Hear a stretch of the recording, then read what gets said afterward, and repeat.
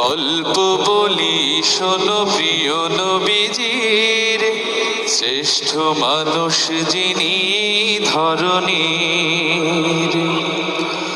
গল্প বলি শোনো প্রিয় নবীজির, শ্রেষ্ঠ মানুষ যিনি ধরণীর।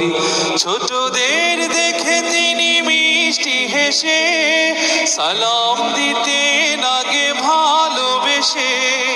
ছোটদের দেখে তিনি মিষ্টি হেসে সালাম দিতেন আগে ভালোবেসে।